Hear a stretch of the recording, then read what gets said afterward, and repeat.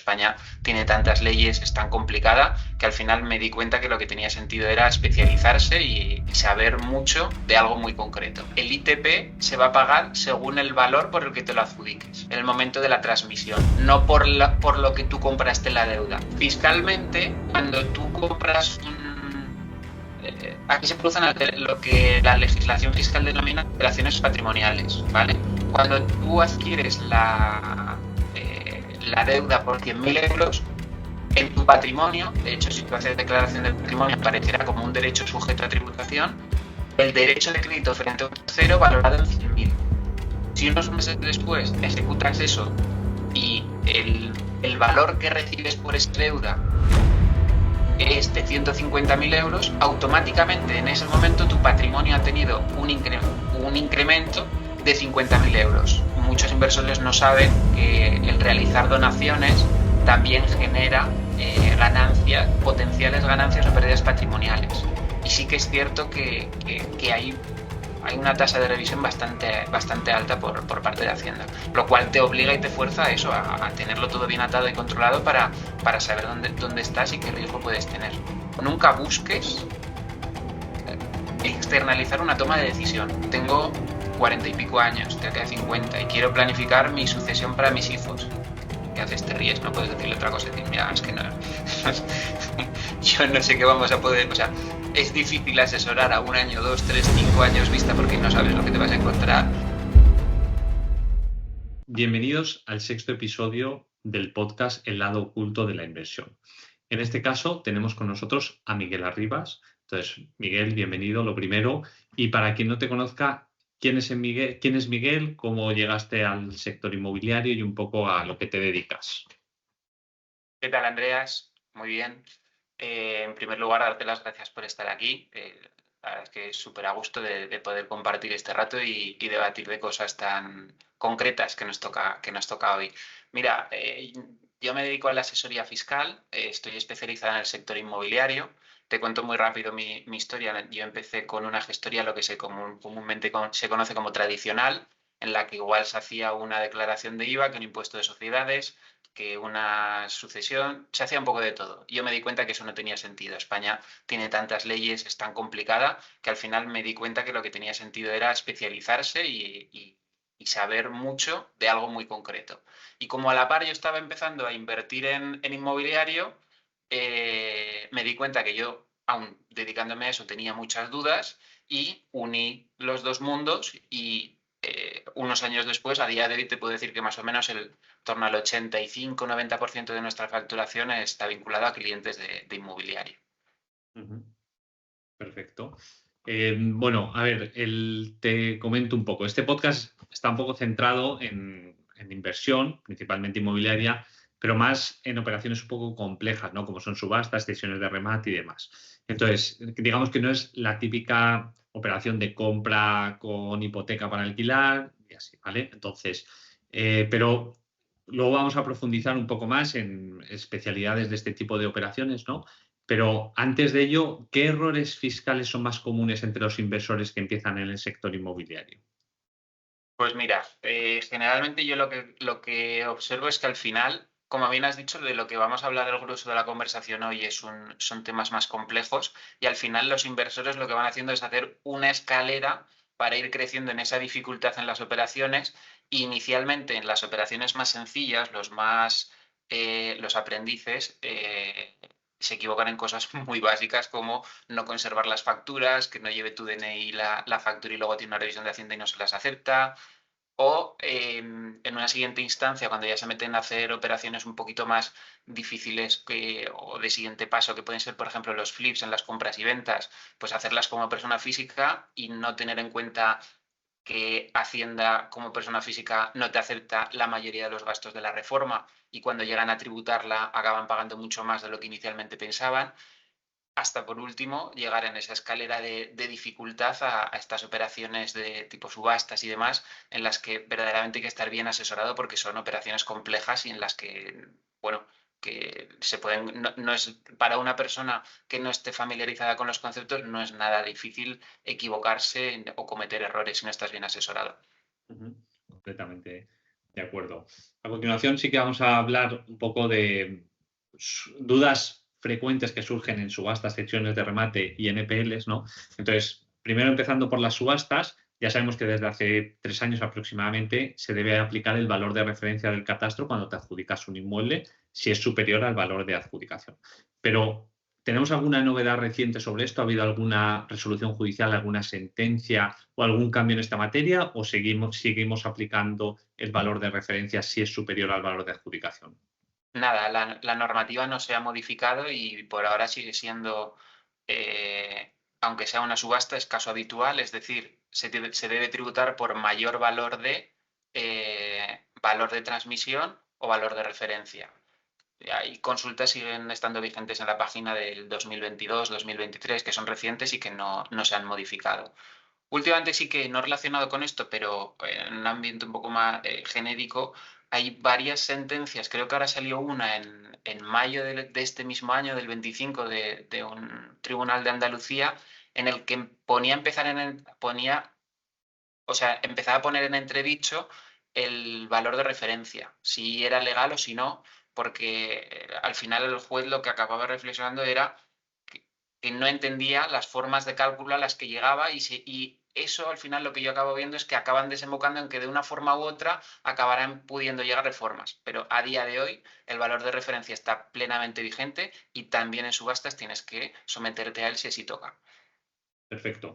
Entonces, por ejemplo, uno de los criterios que yo utilizo para adjudicarme subastas en inmuebles en subasta es, tengo como norma genérica, ¿vale? Que luego tiene muchas situaciones en las que me las podría saltar, pero como norma genérica, adjudicarme el inmueble por debajo del valor de referencia para considerar que, oye, a priori es una buena compra, ¿no? Porque al final las subastas son complejas, entonces siempre tiro a minimizar la puja lo máximo posible, ¿no? Entonces, en caso de que la adjudicación sea por debajo del valor de referencia o el valor de referencia sea desproporcionado, ¿no? Pasan algunas situaciones en las que el inmueble a lo mejor está bastante deteriorado. ¿Cuál es la mejor forma para actuar? Es decir, ¿primero se paga y se solicita la devolución de ingresos indebidos o, al contrario, lo que se hace es se paga conforme al valor de adjudicación o al valor que tú consideres real del inmueble, o incluso hagas una tasación y veas cuál es el valor que tienes inmueble en ese momento, pagas conforme a ese valor y luego esperas a ver si la autoridad competente te hace una paralela o cómo harías tú? Correcto. Como bien has explicado, tienes esas dos alternativas. Es decir, liquidar directamente el impuesto por el valor por el que tú te lo estás adjudicando y esperar la complementaria y defenderte. O dos, liquidar por lo que diga el valor de referencia e iniciar activamente un proceso de revisión de la liquidación, de solicitud de rectificación, para que te devuelvan el exceso de lo que consideras que has pagado, ¿vale? A partir de aquí, yo esto siempre explico que no es mejor una que otra, sino que depende del perfil de cada inversor y se tiene que definirlo y actuar de acuerdo a ello.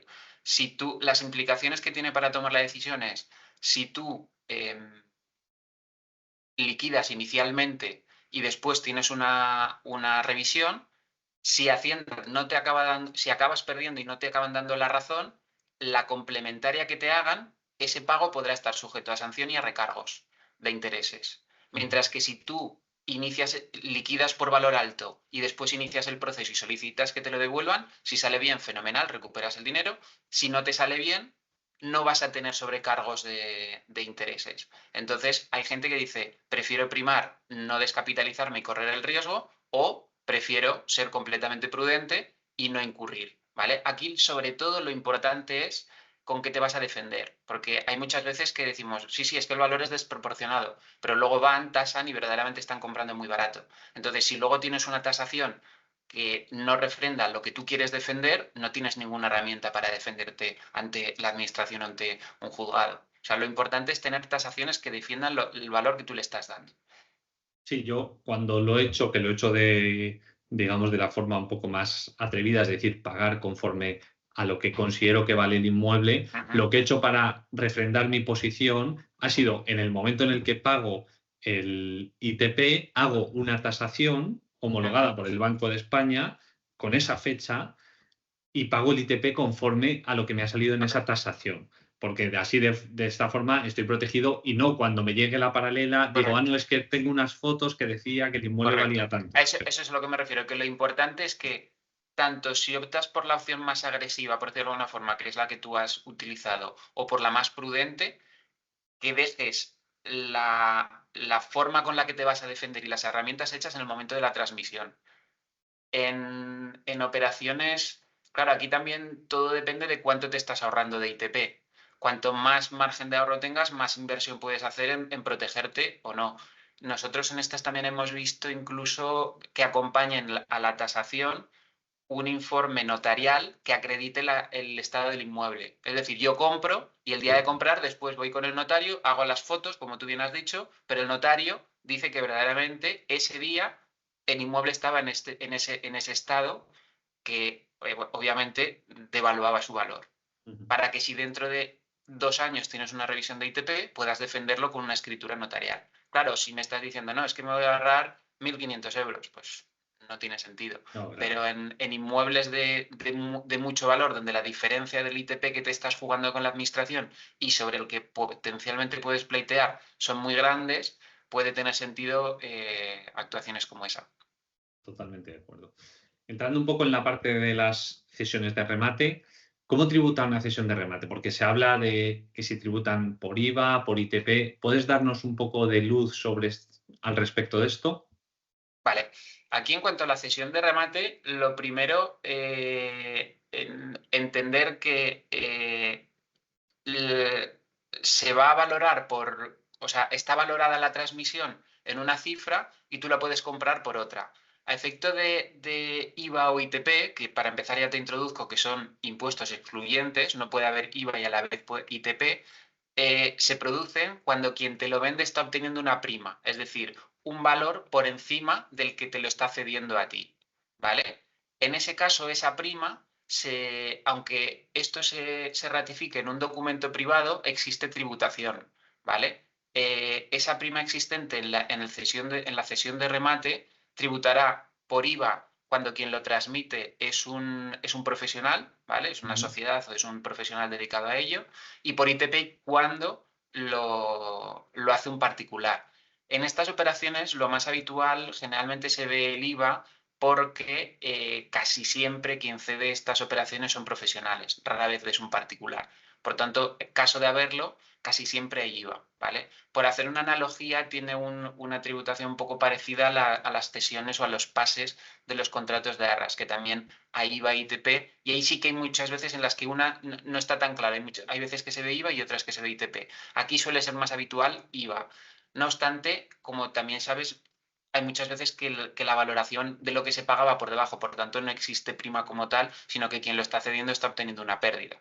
Sí, claro. O sea, para ponerlo con un ejemplo un poco práctico, a lo mejor la adjudicación en el documento judicial son 100.000 euros, entonces el fondo te lo puede vender por 80, que en ese caso no habría ese IVA, ¿no? O el fondo te lo puede vender por 110, en cuyo caso la diferencia entre 100 y los 10 restantes, o sea, esos 10 restantes, irían por IVA si es un profesional el que te lo cede o por ITP en caso de que fuese un particular, ¿no? Correcto. Perfecto. Y luego, ¿tiene algún impacto fiscal el hecho de que yo pague en una cesión de remate, por ejemplo, 100.000 euros, pero que luego la adjudicación en el documento judicial ponga que está adjudicado por 150? Porque el fondo tiene que pedir la adjudicación por unos importes determinados. Entonces, el importe por el que él lo adjudica de cara al juzgado puede ser superior al importe que te lo vende a ti, como hemos comentado, ¿no? Entonces, entiendo que el ITP en ese caso habría que pagarlo por esos 150 porque es lo que dice el documento judicial, pero no sé si es defendible que se haya pagado 100.000 euros o no. Aquí se tiene que tributar por los 150, que es el valor de transmisión, y no hay. Aunque tú lo inicialmente hubieras desembolsado, el acto en el que se produce la transmisión valora el bien en 150. En cualquier caso, volvemos a lo del caso anterior. Esos 150 también estarán siempre sometidos al valor de referencia. Si el valor de referencia va por arriba, tributará valor de referencia, y si no, en cualquier caso, por el valor de adjudicación en ese caso. De acuerdo. Y en cuanto a las NPLs o los créditos hipotecarios, em, A efectos del ITP, lo que entiendo, o sea, lo que cuenta entiendo que es el valor de adjudicación, ¿no?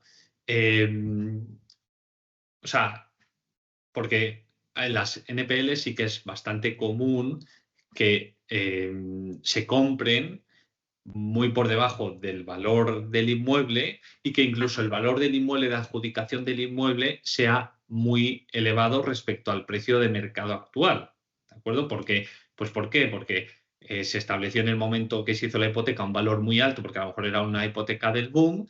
Entonces, el fondo o tú cuando compras la NPL tienes un mínimo por el que te lo puedes adjudicar, pides la adjudicación por ese valor, entonces es muy elevado respecto al precio de mercado. Entonces, aunque tú hayas comprado por 20.000 euros, la adjudicación son por 100. Entonces entiendo que el ITP se pagaría por esos 100, ¿no? Correcto, volvemos a lo mismo.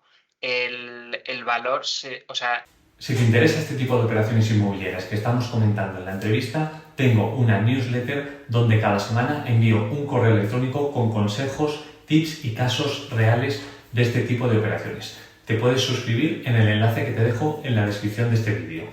el ITP se va a pagar según el valor por el que te lo adjudiques, en el momento de la transmisión, no por lo que tú compraste la deuda.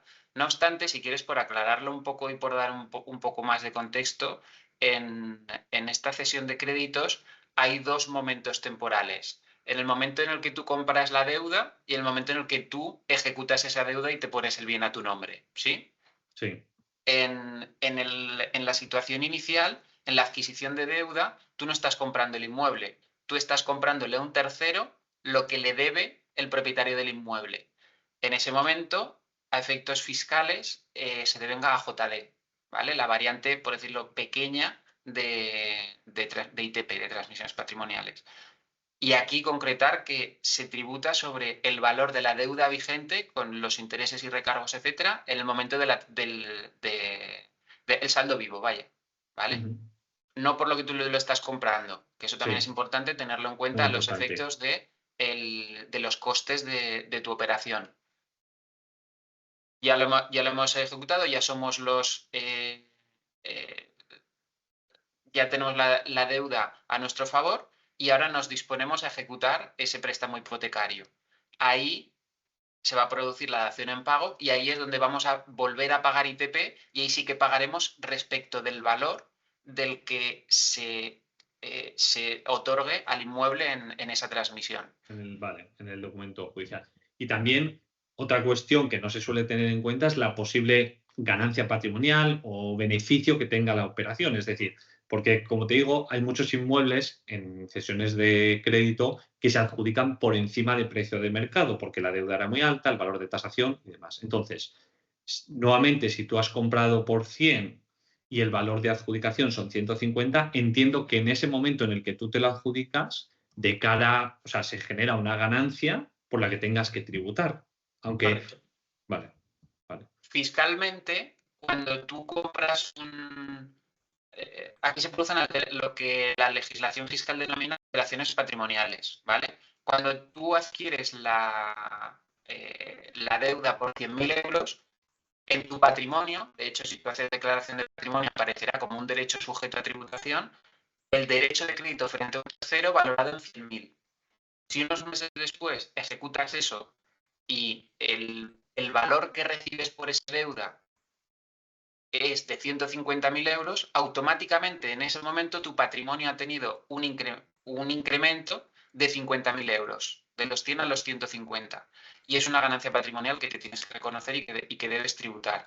Y que además es relativamente habitual porque en todas estas operaciones precisamente lo que se busca es comprar, ya son operaciones complejas, con riesgo, y lo que busca es rentabilidad. Por tanto, es normal que se produzcan. Aquí hay una siguiente lectura. Lo primero es tenerlo en cuenta. Desde luego, se produce ganancia patrimonial que la debes devengar en el IRPF que corresponda. Luego también, si este inmueble está destinado para la venta, es decir, lo compras para una vez que sea tuyo, venderlo posteriormente, si actúas como persona física, ya sabes que también en el régimen de ganancias patrimoniales existe la compensación de ganancias con pérdidas. Automáticamente tú desembolsaste 100 inicialmente, cambiaste y tu valor de adquisición del inmueble pasa a ser 150. El 150 será el valor se tendrá en cuenta los efectos de la siguiente transmisión patrimonial que tú tengas. A donde voy yo es, en el caso concreto que tú has mencionado de puede ser que tenga un valor súper alto, que luego tú acabes vendiendo por menos, vas a tener una pérdida patrimonial. Si Sí. puedes ajustarlo para hacerlo en el mismo año, no vas a llegar a tributar porque se van a netear una con otra. Y si te salta de año, lo que tienes que tener en cuenta es que vas a adelantar la liquidez, vas a pagar, por tanto lo tienes que tener reconocido en tu plan de inversión, pero en la posterior se te reconocerá un crédito fiscal o una pérdida a compensar que tendrás 4 años con siguientes operaciones en los que cuando obtengas ganancias patrimoniales o transmisiones de inmuebles o cualquier otra transmisión, me da igual, fondos, acciones, criptomonedas, etcétera, lo podrás compensar. ¿Vale? Entonces ahí lleva un poco de planificación, uno de liquidez y después de fiscalidad final. Sí, totalmente, porque esto generalmente no se, o sea, muchos inversores no lo tienen en cuenta, sobre todo el adelanto del capital, porque a lo mejor luego lo recuperas, pero ese año en el impuesto, ya sea en el impuesto, en el IRPF o en el impuesto de sociedades, lo vas a tener que adelantar y luego podrás compensar en ejercicios posteriores, pero ya te has deshecho de esa liquidez. Hay otros casos que directamente es todo ganancia. Quiere decir, a lo mejor te entra todo en el mismo año, pero te reconoces la ganancia en el momento que te lo pones a tu nombre y aún lo sigues vendiendo más caro después, porque sigue habiendo Sí, margen. Esa operación también es muy habitual. ¿Vale? Pues sí, ahí simplemente saber lo que vas a acabar pagando. ¿Vale? sí, sí. Sobre todo es importante el tema de la liquidez en los que hay que compensar ganancia con pérdida, porque ahí el posicionarla en un momento u en otro, en función de, pues eso, del momento del año en el que estés, que te interese presionar más para vender antes de final de año o con unas arras posponerlo a un año siguiente porque te interesa ejecutar la venta en el año siguiente, ahí es donde entra esa planificación fiscal y ese control de la liquidez para ajustar y optimizar las operaciones. Sí, esa opción que has dicho de ganancia en la adjudicación y luego ganancia un poco más en la venta es lo más normal, Es lo pero normal. claro, pero que si pasas al año, pasas al siguiente año fiscal, pues adelantas el primer tramo de la ganancia y luego lo recuperarás cuando vendas. Por eso te digo que al final, teniendo toda la información del mapa puesta encima de la mesa, si se dan situaciones concretas, tienes las herramientas para tomar decisión de lo intento mover de año, lo muevo al siguiente para dividir y no tributar tanto, o me interesa cogerlo antes. Depende de la visión del inversor. Lo importante es tener la información. Perfecto. Luego entrando un poco, o sea, comentando también dudas que surgen, ya no específicamente en cada tipo de operación de estas, sino en todas estas operaciones, que al final no dejan de ser operaciones inmobiliarias, es si cuando un inversor acude a estas operaciones como persona física, ¿qué gastos se puede deducir? Es decir, por ejemplo, el IBI. En este tipo de operaciones inmobiliarias siempre se tiene que hacer cargo de las deudas del IBI, de la comunidad de propietarios, del antiguo propietario.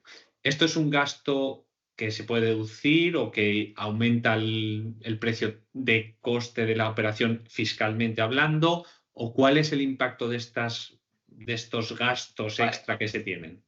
Aquí hay que atender también al uso o destino posterior que le vaya a dar el inversor al inmueble, ¿vale? No será exactamente cuando hablemos de venta o sea, de adquisición a través de subasta o del procedimiento que sea para posterior venta, como si es adquisición para puesta en alquiler, ¿vale? De la misma forma que no va a ser igual el funcionamiento de la empresa respecto del funcionamiento de la persona física. Empezamos por la persona física.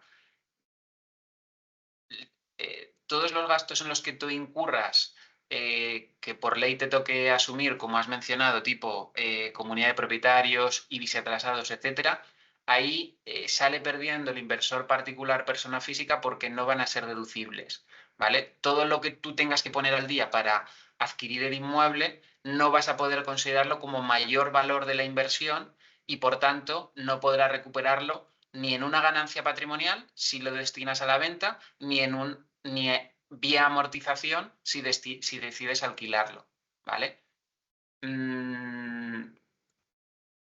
Por contra, hemos hablado de variante persona física si vende o si alquila, por contra las empresas. Las empresas, el impuesto al que tributan es diferente, las personas físicas sabes que vamos por IRPF, las empresas van por impuesto de sociedades. En impuestos de sociedades el tratamiento es diferente y todos los gastos en los que tú incurras vinculados al inmueble, bien sea para alquiler o bien sea para una posterior venta, van a tener consideración de mayor valor de ese inmueble y por tanto sí podrán deducirlo. Perfecto. Y otra de las partidas de gastos que suele ser importante en este tipo de operaciones son las reformas. ¿Qué gastos se pueden deducir como persona física? También sí que hablamos de sociedades. Entonces, como persona física o como sociedad de las reformas. No necesito que me detalles concretamente y demás, pero bueno, que nos des unas nociones un poco. Empezamos por el caso más habitual, que es la persona física, ¿vale? Siempre que tú haces unos trabajos de actuación sobre el inmueble, lo que coloquialmente denominamos reforma, fiscalmente hay que categorizarlos si tienen la consideración de reparación y conservación o mejora del bien. Reparación y conservación serán todas aquellas actuaciones sobre elementos existentes, sustitución de suelos, puertas, ventanas, pintura, etcétera. Y mejoras serán las nuevas instalaciones, es decir, cuando le metes algo que previamente no tenía. El ejemplo, por ejemplo, muy claro puede ser la calefacción por gas. No tenía y tú se la pones. Entendida la diferencia entre reparación y mejora, todo lo que sea reparación, si el inmueble lo destina a alquiler, se lo podrá deducir íntegramente. A huevo, contra el beneficio, minorará la base imponible para tributar, ¿vale? Por tanto, bien. Todo lo que sea mejora lo tendrá que amortizar. Igual que amortiza la adquisición del inmueble, tendrá que amortizar la mejora. El problema viene cuando cambiamos esto y decimos, yo como inversor, mi operación está enfocada a la posterior venta del inmueble. Y aquí es donde palmas, porque la mayor parte de estas reformas que hemos mencionado y que tú has hablado de son muy comunes, casi siempre van a estar enfocadas en gastos de reparación y conservación. Por tanto, cuando después transmita el inmueble y declare la ganancia patrimonial, Hacienda única y exclusivamente le va a permitir minorar esa ganancia patrimonial en los conceptos que tengan que sean mejoras, nunca en reparación y conservación. Por tanto, si lo hace como persona física particular, tiene que tener en cuenta que todo lo que sea reparación y conservación es una partida que él va a desembolsar, pero que luego no va a poder utilizar para minorar la ganancia patrimonial de IRPF. ¿Vale?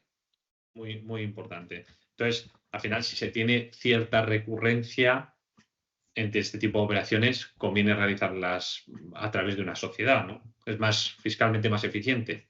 Sí, a ver, aquí ya depende de la situación de cada uno y de analizar un poco su estrategia de inversión. Eh, y podríamos hablar de que para operaciones muy puntuales, ojo, para operaciones puntuales y también los que tienen la habilidad de o encuentran operaciones en los que no vaya a haber mucha transformación del inmueble, porque al final si tú sabes que el perfil de inmueble en el que te metes prácticamente no le vas a hacer nada de transformación, no le vas a meter reforma, tampoco te va a impactar muy negativamente. Pero por tanto, ahí podrías estar bien colocado como inversor persona física. Ahora bien, en el momento en el que te metes ya con cierta recurrencia en operaciones más complejas en las que también le vas a hacer más transformación, probablemente la empresa va a tener, te va a permitir optimizar más porque te va a permitir deducir todos los gastos. Al margen, y eso ya es completamente tuyo, pero estas operaciones que son más complejas también te ofrece mayor seguridad jurídica. Es decir, ya no solo tendría, cuando hay recurrencia, sentido por temas fiscales, sino también temas de protección jurídico y defensa tuya. De acuerdo. ¿Nos puedes contar alguna operación en la que la Fiscalía haya jugado un papel decisivo o que la operación no vaya a ser viable precisamente por una cuestión fiscal?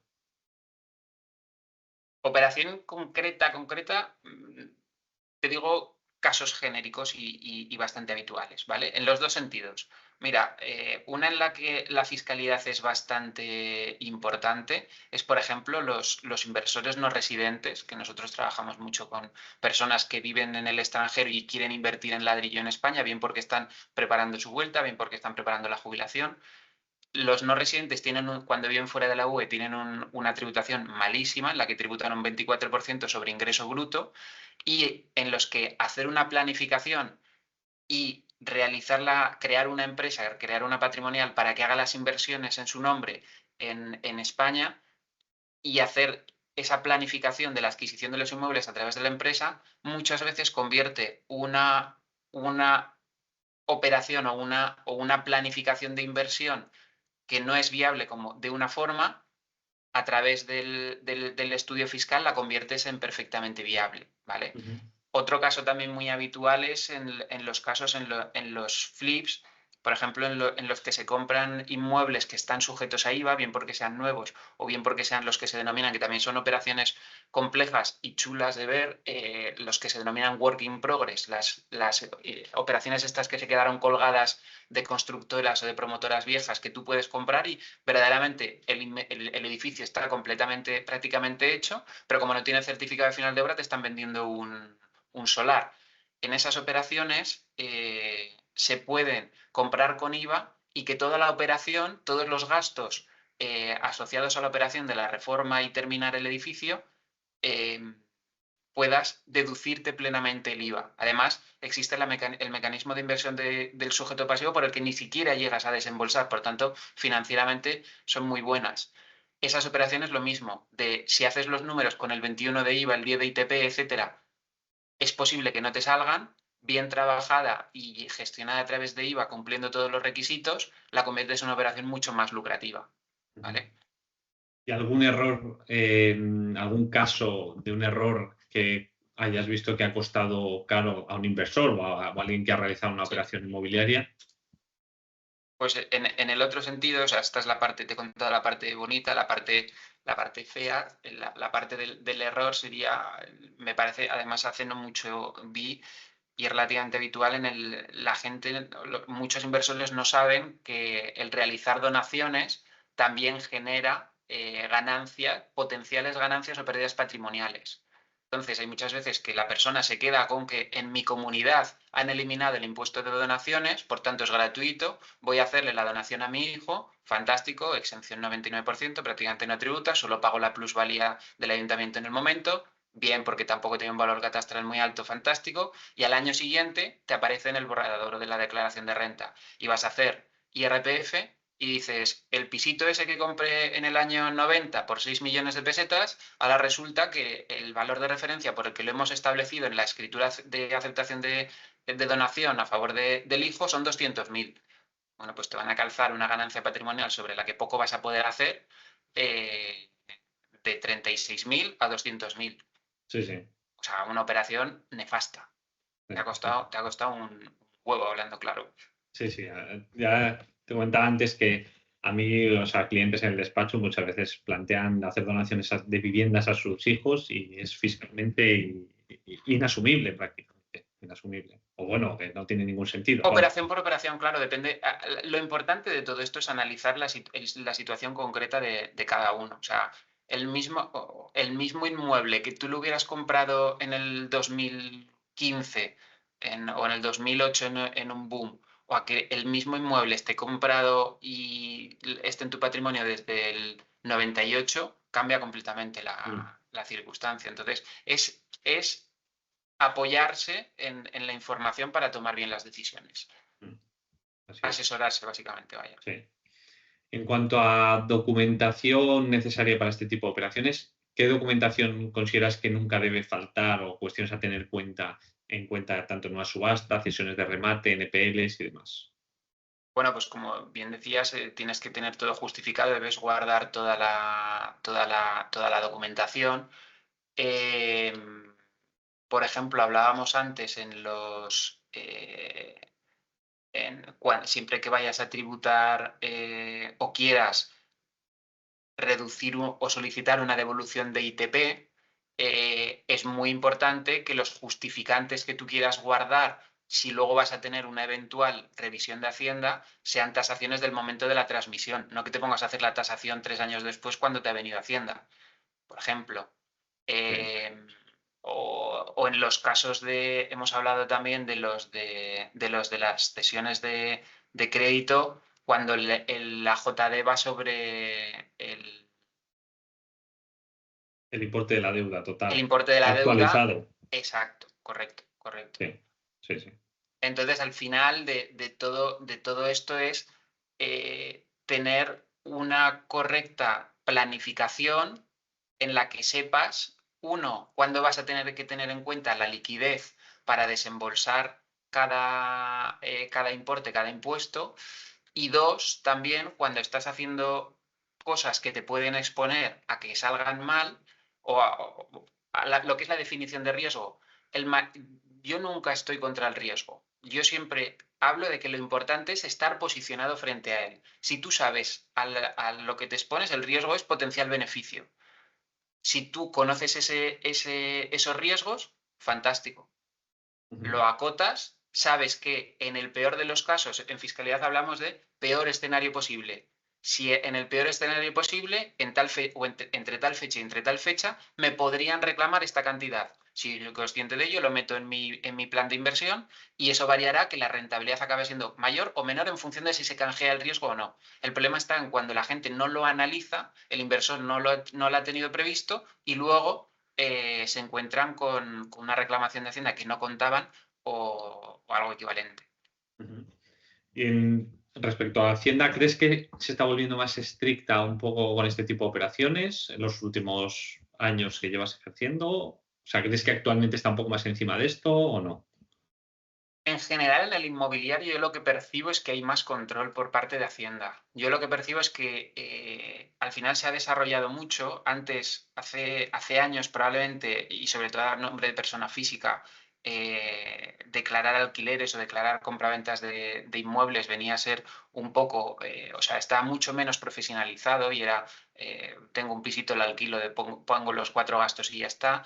Y verdaderamente ahora los inversores se están profesionalizando, están aprendiendo mucho y eso hace que vayan bastante, muchas veces al límite entre lo que pueden meter y lo que interpretan que no pueden meter con criterios a lo mejor menos prudentes de lo que hemos hablado hoy aquí. Entonces, ¿eso qué hace? Que Hacienda diga, oye, para no pasar por delante tantas operaciones que puedan ser controvertidas, establezco más control. Este podcast está patrocinado por Bufete Ruy Gómez, que es nuestro despacho de abogados especializado en las materias de derecho civil, derecho mercantil y, por supuesto, derecho inmobiliario. En caso de que tengas algún asunto de alguna de estas materias, puedes contactarnos en la dirección de correo electrónico que te dejo en la descripción de este episodio.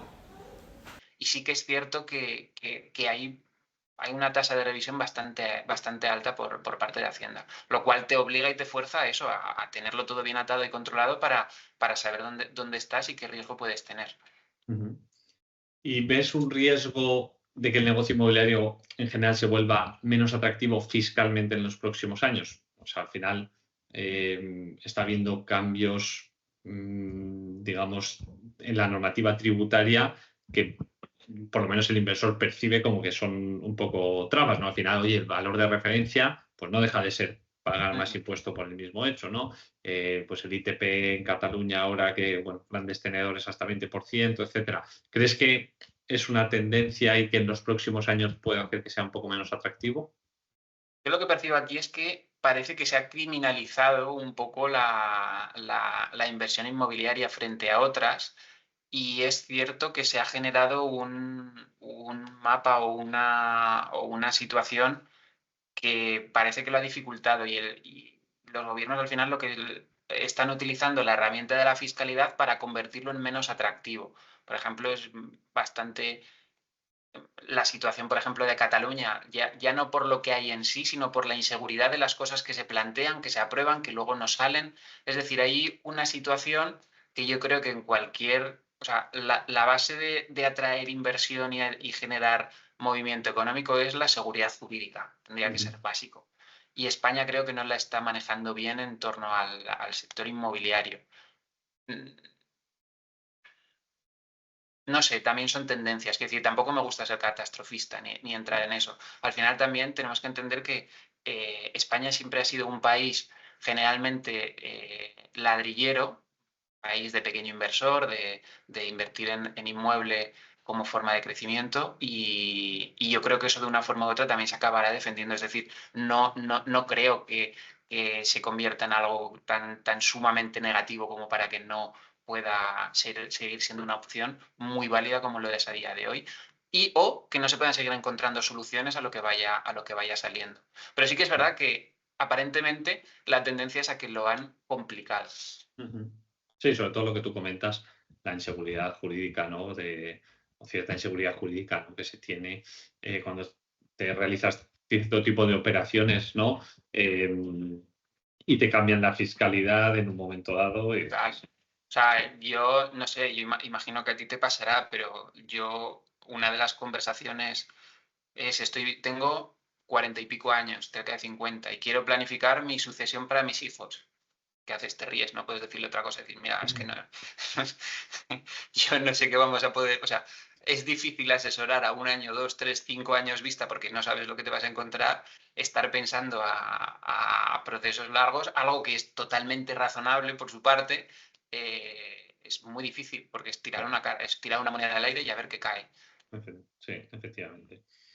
Entonces, alguien que empieza en este mundo inmobiliario, tú le recomiendas, me entiendo que la respuesta puede estar un poco sesgada, ¿no? Pero tú le recomiendas formarse antes de entrar en el negocio, aprender un poco sobre la marcha o ir de la mano de un experto como tú, porque al final mucha gente tiene la tendencia a ver las consultas, ¿no? Como un gasto, ¿no? Pero realmente la consulta, que tú pagues una consulta de Claro. X pocos centenares de euros o lo que sea, y te ahorra un problema de miles de euros, pues al final te sale muy barato. Claro, a ver, yo creo que de cualquier cosa que quieras hacer en la vida necesitas aprender y formarte relacionado a ello. Y más cuando te estás jugando dinero. A ver, hay diferentes formas de aprender. Hay gente que sin saber nada se mete y haciendo pruebas acaban desarrollando una experiencia brutal. Bien, pero tampoco te engañes en decir eso ha sido a coste gratis porque no he tenido un respaldo detrás. Habrás cometido un montón de errores que te habrán costado dinero, que han sido aprendizaje.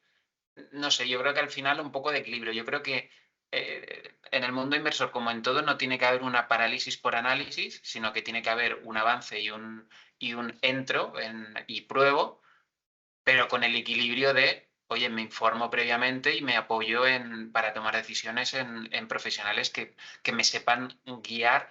Yo, no obstante, una de las principales reflexiones que hago en el despacho es, nunca busques externalizar una toma de decisión. Busca información y busca en profesionales y en fuentes de información que te generen eso que tú necesitas para, con toda la información, tú tomar la decisión que necesites. No la externalices, pero sí que recopila todo lo que puedas. Pues muy bien. Con el ejemplo, un ejemplo muy claro es cuando la gente me pregunta, ¿y qué es mejor, hacerse uno la declaración de renta o que me la hagan? Digo, pues eso es una decisión tuya.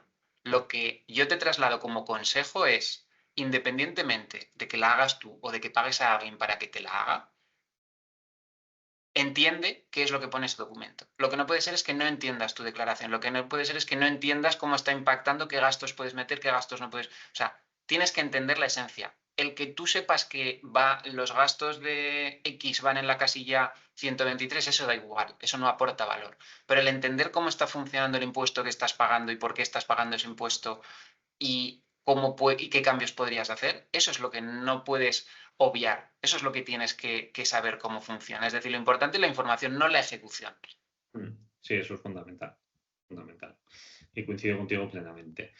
Ya para ir terminando la entrevista, entrando en unas cuestiones un poco más personales, tú además de asesorar fiscalmente, ¿también inviertes en inmobiliario o prefieres otro tipo de inversiones?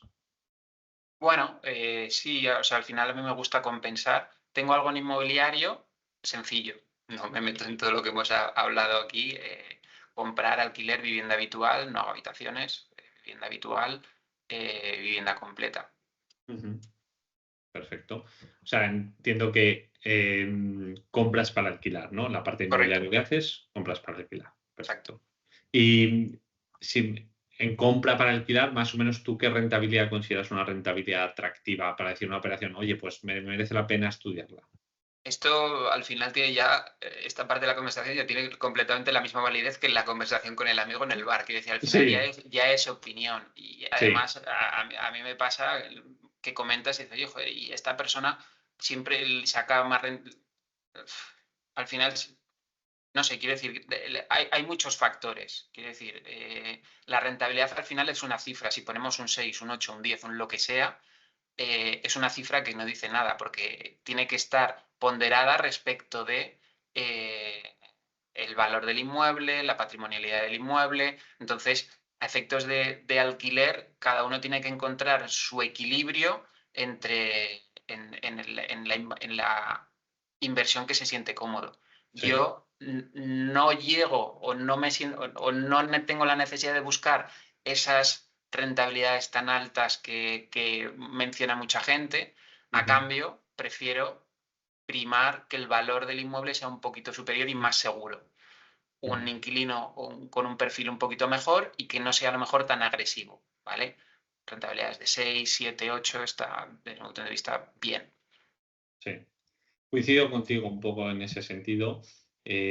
Por ejemplo, yo personalmente los inmuebles que tengo en alquiler invierto en Madrid, aunque es menos rentable que otras ciudades, ¿no? Pero realmente porque es la ciudad que conozco, porque considero que es una ciudad, la capital, al final, con muchísimo potencial, ha tenido un incremento de población enorme y demás, y entonces, aunque evidentemente en otras ciudades podría tener una rentabilidad mayor en alquiler, pues prefiero sacrificar eso por otras variables que incluso luego pueden jugar a tu favor, como puede ser la revalorización y demás. Sí que es cierto que las operaciones, sobre todo de subasta, de compra y venta que hago, ahí me da un poco más igual porque es una operación de entrar y salir, pero lo que es, digamos, patrimonializar y demás, pues prefiero tenerlo en un lugar que yo personalmente, subjetivamente, un criterio completamente subjetivo, considero más seguro y demás, que no en maximizar la rentabilidad por alquiler.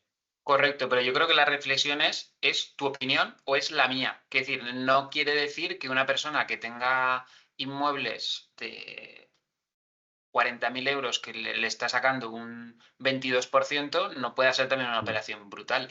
Sí. Sí. Son diferentes. Lo que no te puedes quedar es comparando peras con manzanas. O sea, que hay que bajarlo todo a lo mismo y decir, vale, yo hablo de 6 y esa persona habla de 22. Sí, pero no está, hay que ponderar todo. Que es lo que muchas veces que se intenta simplificar y ahí es donde pierde un poco esencia. Y una pregunta ya un poco más interesada, ¿alguna experiencia personal que recomiendes, algún viaje, algún, no sé, algo que nos recomiendes, una experiencia para hacer? Bueno, como esto lo estamos grabando justo después de verano, la verdad es que después de las vacaciones es una época bastante buena, tienes buen repertorio. Una de las cosas que a mí me gusta mucho es comer bien. Es una de las aficiones que yo tengo. Y Sí, uno de los últimos que está es un sitio que me gusta mucho y que si alguna vez he tenido que regalar algo, he regalado eso. En el Pirineo Aragonés, en Formegal, al lado de la estación de esquí, hay una sí, urbanización y hay un restaurante que me gusta mucho, el Vidoc. La verdad es que se come súper bien y es un sitio súper agradable, muy tranquilo, con todas las vistas hacia todo el valle de Tena. La verdad es que muy chulo y se come muy bien.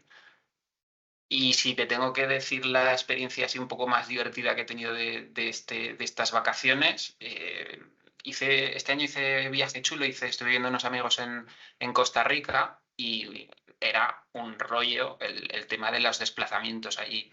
Y el último sí, día me tocaba muy lejos volver a San José para coger el avión y en vez de tragarme un montón de horas de autobús, me dijeron, hostia, pues igual puedes coger ahí aquí cerca un mini aeropuerto que con una avioneta te llevan a... La verdad es que es súper chulo, es de estas... En España ya no hay, pero ahí en Centroamérica hay de estas que son de vuelos muy cortos y que te llevan muy bajito. Y no sé si os jugado alguna vez al Flight Simulator, pero es lo mismo, porque vas dentro de la cabina del tío, son solo de 6 personas. sí. Son como viajes privados. Y la verdad es que es súper chulo y vuela muy bajito, se ven todos como allí además casi todo es parque nacional, parques naturales, se ve súper chulo. La verdad es una experiencia súper chula. Nada, pues la apuntamos también. Y por último, ¿dónde puede encontrarte alguien para, oye, para contratar tus servicios, para aprender contigo y demás? Vale, pues tengo una página web en la que aparecen un poco todos los servicios y explicamos todo lo que hacemos como despacho, y en la que también está linkado un blog con información, con bastante información de lo que hemos estado hablando hoy, información también más genérica de fiscalidad. sí que si quieres lo dejamos en las notas, pero es miguelarribas.es. Vale, perfecto. Pues miguelarribas.es lo dejaremos en la descripción. Y nada, pues un placer haberte tenido por aquí. Realmente ha sido una masterclass más que una entrevista, digamos, personal de lo que tú estás haciendo y demás, como estamos acostumbrados, pero bueno, yo creo que era un poco el enfoque que merecería la pena. Fenomenal. Pues muchas gracias. Un placer. Hasta luego. Adiós.